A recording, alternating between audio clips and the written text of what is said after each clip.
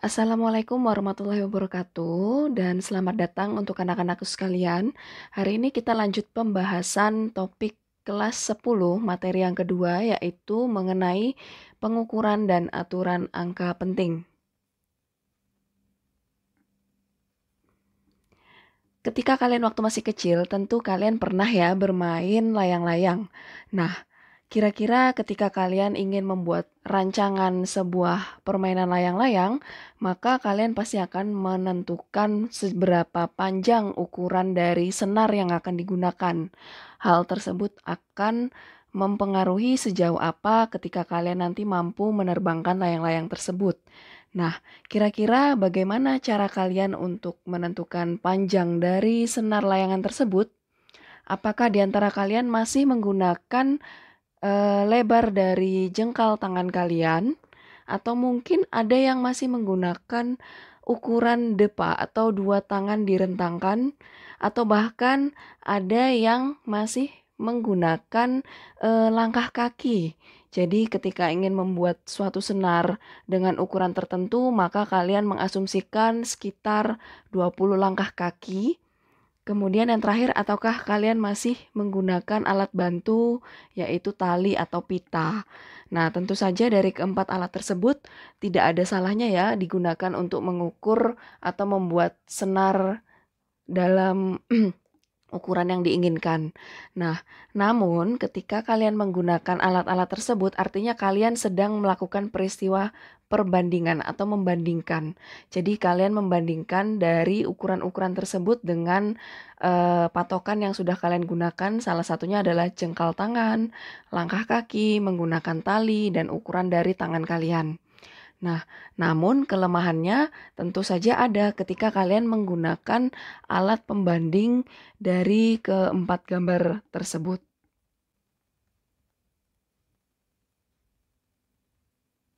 Selanjutnya kita masih mencari tahu sebenarnya pengukuran itu apa. Nah, dari sini secara definisi sebenarnya kegiatan pengukuran itu adalah kalian akan membandingkan nilai besaran yang diukur dengan alat ukur yang ditetapkan sebagai satuannya. Seperti tadi ketika kalian mengukur panjang senarnya itu menggunakan langkah kaki, maka satuan dari ukuran kalian adalah langkah kaki, yaitu 20 langkah kaki. Namun dengan menggunakan alat ukur tersebut tentu saja akan menghasilkan perbedaan yang signifikan dari satu orang dengan orang yang lainnya. Inilah yang disebut sebagai alat ukur yang tidak baku. Namun, untuk meminimalisir dari perbedaan hasil pengukuran, maka sangat diperlukan yang namanya alat ukur baku, yaitu penggaris, meteran tali, dan alat ukur lainnya yang memiliki data dan keakuratan yang akan sama ketika digunakan oleh orang-orang yang berbeda. Selanjutnya kita belajar mengenai aturan angka penting atau kita singkat dengan AP. Nah, aturan angka penting ini sangat digunakan biasanya ketika kalian sudah memperoleh data-data pengukuran atau data-data dalam perhitungan berupa angka. Nah, angka ini akan ditafsirkan ke dalam aturan angka penting yang memiliki komponen angka pasti dan angka taksiran. Contohnya seperti ini, misalkan kita mengukur sebuah benda menggunakan mistar atau penggaris. Kita ambil dari titik awal, titik 0, kemudian kita lihat hasil yang terbaca di sini ternyata 2, sekian. Nah, yang terbaca jelas di sini adalah 0,5-nya di sini, tapi di sini ada ketika kita ambil patokan di ujungnya, maka ada lebihnya sedikit. Lebihnya itu yang kita masih kira-kira. Tapi di sini kita sudah bisa membaca bahwa hasilnya adalah 2,55 cm. Nah, angka pentingnya di sini berjumlah 3, yaitu 2, 5, dan 5. Itu semua adalah angka penting yang terdiri atas 3 angka penting. Kemudian, komponen dari angka penting tentu mencakup angka pasti, yaitu 2 dan 5, Artinya angka yang terbaca jelas di alat ukur kita, yaitu angka 2 dan angka 0,5 di sini. Kemudian angka 0,05 di sini adalah angka taksiran atau angka yang diragukan. Artinya kita mengira-ngira dia lebih 0,05 ukuran dari ujung benda tersebut. Nah, seperti itu.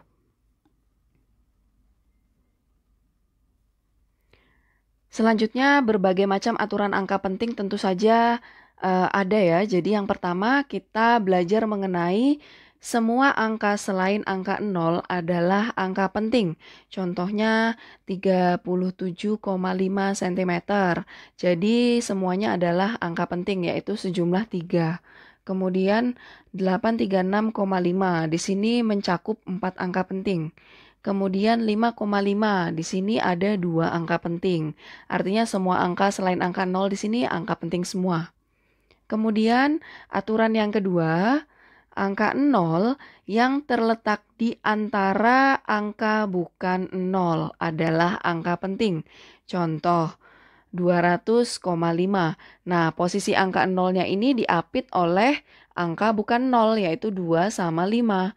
Jadi semuanya adalah masuk ke dalam angka penting yaitu 4. Kemudian contoh berikutnya adalah 75,006. Berarti semuanya adalah angka penting yaitu sejumlah 5. Kemudian 50,5 kg. Maka 0 di tengah itu juga masuk angka penting yaitu totalnya ada 3. Nah, contoh yang ketiga aturannya yaitu untuk bilangan desimal, angka 0 yang terletak di belakang setelah bukan angka 0 adalah angka penting. Jangan bingung ya. Jadi di sini contohnya adalah 3,00 cm. Berarti 0 yang di belakang desimal dan di depan dan di belakangnya angka bukan angka 0 yaitu angka 3, maka di sini jumlah angka pentingnya adalah 3. 300 itu semuanya angka penting. Kemudian 6,0 di sini 2 angka penting. Kemudian 50,50. Nah, di sini adalah 4 angka penting. Jadi 0 di belakang angka 5 ini masuk ke dalam angka penting. Untuk aturan yang keempat, yaitu untuk bilangan desimal, angka 0 yang terletak di kiri tanda koma dan sebelum angka bukan 0 adalah bukan angka penting. Nah, di sini adalah 0,2. Jadi 0-nya ini di depan angka desimal, maka 0 ini bukan angka penting. Artinya angka pentingnya hanya angka 2 aja, yaitu jumlahnya 1. Kemudian 0,0030. Nah, di sini ada 2 angka penting, yaitu 3 dan 0 di belakangnya 3. Kemudian 0,606, berarti di sini mencakup 3 angka penting, yaitu 606. Di depannya angka 6, yaitu 0,0, ini bukan angka penting. Aturan yang terakhir adalah semua angka 0, baik itu puluhan, ratusan, ribuan, dan seterusnya, dan bukan bilangan desimal, dan letaknya di sebelah kanan angka bukan 0, maka termasuk bukan angka penting kecuali ada tandanya. Aturannya sebenarnya biasanya diubah ke dalam bentuk notasi ilmiah agar kita bisa jelas bahwa angka tersebut masuk kategori angka penting atau bukan. Contohnya 125.000. Nah, di sini 0 di belakang 5 bisa jadi dia bukan angka penting, bisa jadi juga dia angka penting kalau ada garis bawahnya atau diberi tanda. Jadi, kalau misalkan 0-nya ini tidak ada pembatasnya, maka angka pentingnya hanya 125. Kalau misalkan 125 kemudian 0-nya di garis bawah, maka angka pentingnya adalah sejumlah 4. Dan 0 di belakangnya bukan. Namun, untuk memudahkan kita dalam mengatur angka penting atau bukan, biasanya dalam notasi angka yang 0-nya sangat banyak, diubah ke dalam notasi ilmiah. Artinya bilangan perpangkatan ini adalah 10 pangkat 5 ya, maksudnya.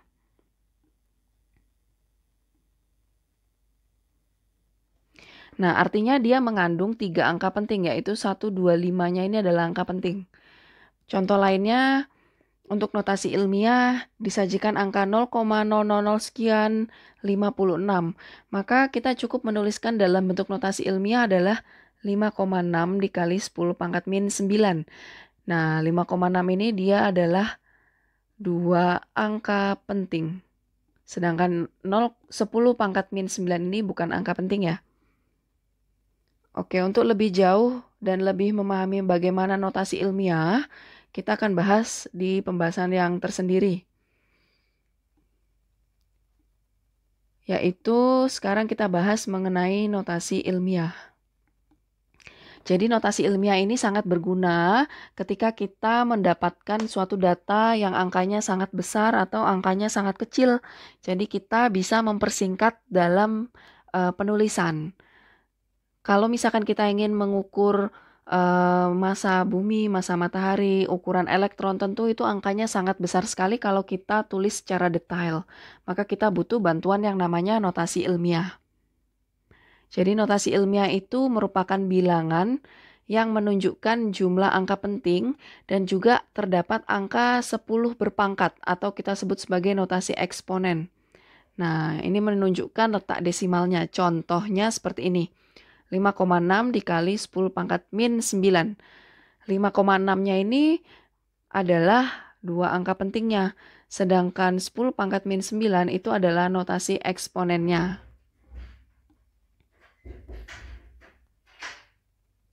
Nah, di sini ada tabel yang menunjukkan beberapa contoh penulisan dalam notasi ilmiah.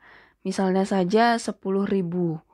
Nah, 10.000 ini kalau kita buat dalam notasi ilmiah, kita bisa membuat 1 dikali 10 pangkat 4. Artinya 10-nya itu dikalikan kelipatan 4. Jadi totalnya adalah 10.000. Kemudian 1000 kalau kita buat notasi ilmiah di sini adalah 1 dikali 10 pangkat 3. Begitu juga 100. 1 dikali 10 pangkat 2. Kalau 10 ya 10 pangkat 1. Kalau 1 artinya 10 pangkat 0. Sedangkan pembagian, kalau aturan pembagian pangkatnya jadi negatif. Kalau misalkan 1/10 dia jadinya desimal 0,1. Kalau kita buat notasi ilmiah 1 dikali 10 pangkat min 1 dan seterusnya. Kemudian ada lagi contoh angka yang dalam bentuk seperti ini. 24.327. Kalau kita ingin membuat notasi ilmiah bisa saja. Jadi tinggal kita kalikan 10 pangkat 4. Ini desimal ya maksudnya. 2,4327 dikali 10 pangkat 4. Atau artinya kita kalikan 10.000. Maka nanti akan kembali lagi hasilnya seperti itu. Kemudian misalnya saja 89. Nah, ini kita bisa buat notasi ilmiah. Jadi kita buat desimal 8,9 dikali 10 pangkat 1. Karena kalau kita kalikan pun nanti akan kembali hasilnya 89. Berikutnya kita belajar kembali mengenai aturan pembulatan. Nah, untuk aturan pembulatan, kita ingat kembali bahwa jika ada angka terakhir lebih besar dari 5, maka dibulatkan ke atas. Contohnya 2,527. Maka angka 7 ini, dia posisinya adalah lebih dari 5. Maka ketika kita bulatkan menjadi 2,53. Kita bulatkan ke atas sehingga 2-nya ini menjadi 3. Kemudian contoh yang kedua, misalkan angka yang terakhir ternyata lebih kecil dari 5, maka kita bulatkan ke bawah. Contohnya 2,523, maka akan menjadi 2,52. Nah, 3-nya ini kan dia posisinya kurang dari 5, maka akan berimbas dia dibulatkan ke bawah, berarti 2,52. Yang 2 ini posisinya tetap. Nah, sekarang jika angka terakhirnya sama dengan 5, maka 3,425. Nah, di sini 5-nya ini, maka kita lihat hasilnya. Kalau misalkan di depan 5 adalah angkanya genap, yaitu angka 2, maka posisi pembulatannya menjadi 3,42 atau dibulatkan ke bawah. Selanjutnya 3,435, maka di depannya angka 5 adalah angka ganjil.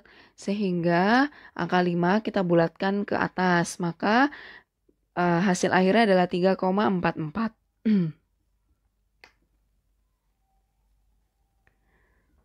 Tadi kita sudah belajar mengenai aturan angka penting, maka di dalam angka penting ada operasi hitungannya. Yang pertama kita belajar mengenai aturan penjumlahan dan aturan pengurangan. Jadi di dalam melakukan penjumlahan atau pengurangan hanya boleh mengandung satu angka taksiran. Contohnya seperti ini, 35,572 ditambah 2,2626. Nah, kita lihat untuk baris yang pertama, angka terakhirnya ini adalah angka taksiran, yaitu 2. Jadi 2 itu merupakan angka taksiran. Sekarang ditambah dengan 2,2626. Nah, 6 ini adalah angka taksiran. Sehingga hasil penjumlahannya 37,8346. Jadi di sini ada dua angka taksiran, yang mana di dalam aturan penjumlahan dan pengurangan hanya mengandung satu angka taksiran. Berarti angka 4 dan 6 merupakan angka taksiran, sehingga hasil penjumlahannya bisa kita tulis 37,835. Nah, di sini kita lakukan sistem pembulatan. Berarti 5 ini adalah angka taksirannya aja. Cukup satu angka taksiran. 5 diperoleh karena dibulatkan. 6 ini letaknya adalah di atas dari 5, maka angka 4-nya nanti akan naik. Contoh yang kedua, 385,617 dikurangin 13,2. Nah, kita lihat 7 ini adalah angka taksiran yang paling belakang. Kemudian 2 juga angka taksiran. Jadi di sini kita peroleh hasil pengurangannya 372,417. Nah, 4 dan 7 ini adalah hasil angka taksiran. Namun di dalam prinsip penjumlahan atau pengurangan harus mengandung satu angka taksiran saja. Maka hasil hasil pengurangannya ditulis 372,42. Jadi 2 ini adalah angka taksirannya. Nah, kita bulatkan ya, karena 7 ini dia di atas 5, maka 1 ini nanti naik jadi 2.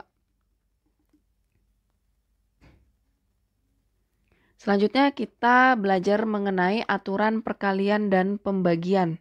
Nah, untuk aturan perkalian dan pembagian, kalian cukup melihat dari komponen penyusunnya dan disesuaikan dengan jumlah angka penting yang paling sedikit. Contohnya, 34,231. Di sini kita tahu bahwa jumlah angka pentingnya ada 5. Nah, kemudian untuk pengali yang kedua, kita lihat jumlah angka pentingnya di sini ada 3. 250, 0 bukan angka penting. Kemudian kita tinggal lihat jumlah angka penting yang paling sedikit, yaitu 3. Maka nanti hasil akhirnya harus dalam 3 angka penting. Kita kalikan seperti biasa, maka diperoleh hasil 8,557750. Nah, di sini kan angka pentingnya banyak sekali. Karena kita membutuhkan hanya angka penting yang paling sedikit, jadi angka pentingnya cukup 3 saja, maka kita ambil menjadi 3 angka penting, yaitu sampai sini saja, 8,55. Tapi hati-hati, angka terakhir adalah angka taksiran yang harus dibulatkan. Jadi hasilnya adalah 8,56, karena 7-nya ini lebih dari 5.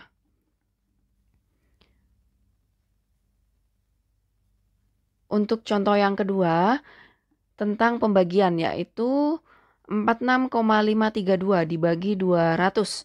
Nah, kalian ingat kembali bahwa yang di atas ini mengandung 5 angka penting. Artinya semuanya penting ya angkanya.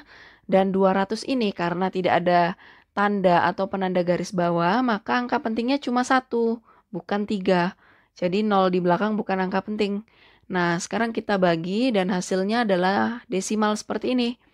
Maka hasil dari pembagian, bukan perkalian ini ya, hasil dari pembagiannya adalah sama seperti tadi, jumlah angka penting yang paling sedikit, berarti cukup mengandung satu angka penting. Berarti kita lihat dari hasilnya di sini awalnya adalah 4 angka penting. Maka yang minta hanya satu angka penting, yaitu 0,2. 3-nya ini kita bulatkan ke bawah. Oke, selanjutnya kalian simak bab di dalam materi ini tentang besaran dan satuan, dimensi, dan juga bagaimana cara membaca alat ukur.